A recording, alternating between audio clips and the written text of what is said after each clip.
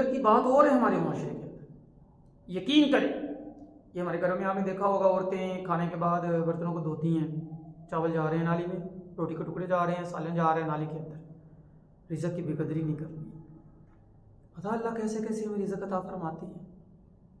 कुल मन यर्ज़ुकुकुम मिनस समाई वल अर्ज़, मेरे पैगंबर आप पूछे कौन है तुम्हें आसमानों से और ज़मीन से रिज़्क़ देने वाला? कितने मराहिल से गुजर के वो दाना हम तक पहुंचता है, और फिर कितने मराहिल से गुजर के वो तैयार होता है हमारे खाने के लिए, और हम एक लम्हे के अंदर उसे ज़ाया कर देते हैं।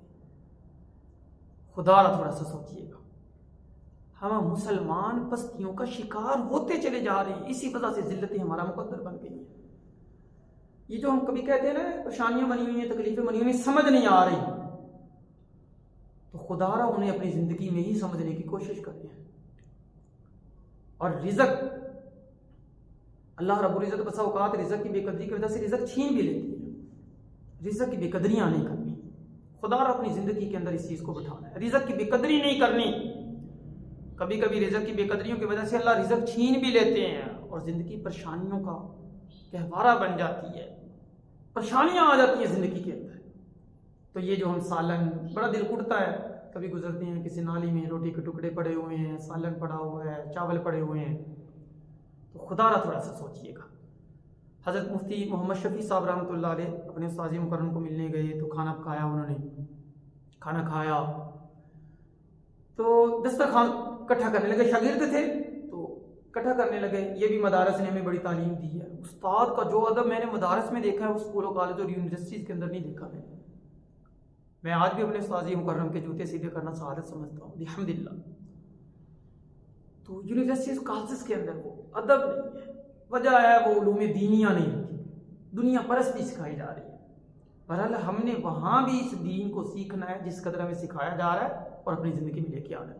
तो बहरहाल दस्तरखान इकट्ठा करने लगे। उन्होंने कहा मियाँ शफी भाई दस्तरखान इकट्ठा करने का अदब आता है, तरीका आता है? उस्ताद मुकर्रम इसका भी कोई तरीका है?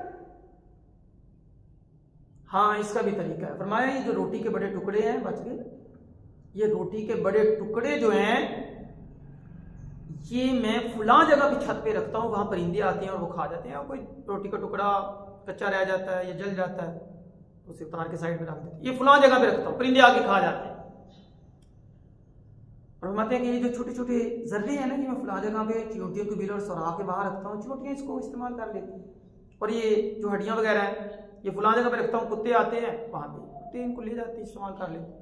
और ये जो छिछड़े वगैरह हैं ये फुला जगह पे रखता हूँ, वहाँ बिल्ली आती है और वो बिल्ली इनको इस्तेमाल कर लेती है, उसकी गज़ा बन जाती है। तो हम तो भाई दस्तरखान को इस तरह इकट्ठा करते हैं और रिज़्क़ का इस तरह अदब करते हैं। खुदारा जो चीज़ बच जाए छत के ऊपर कोई जगह मखसूस कर ले, वहाँ पे रख दे। अपने घर के कहीं साइड पे, कहीं ऐसी जगह जहाँ वो गंदगी और नजासत में जाने का अंदेशा नहीं है, वहाँ पे कोई अल्लाह की दीगर मखलूक़ात आती हैं, तो वहाँ पे उस चीज़ को इस्तेमाल कर लें तो इंशाअल्लाह अज़ीज़ एक सवाब का सवाब हुआ। जानवरों को खिलाना भी भाई सदका है जी। ये कोई दरख्त लगा लेता है, फलदार दरख्त, उस पर जो परिंदे खाते हैं, अल्लाह उस पर भी सवाब अता फरमाते हैं, अल्लाह उस पर भी सवाब अता फरमाते हैं। तो है कि इस चीज़ की नीयत कर लेनी है कि अल्लाह का रिज़्क़ ज़ाया ना जाए, उससे मखलूक के इस्तेमाल में लेके ही आना है।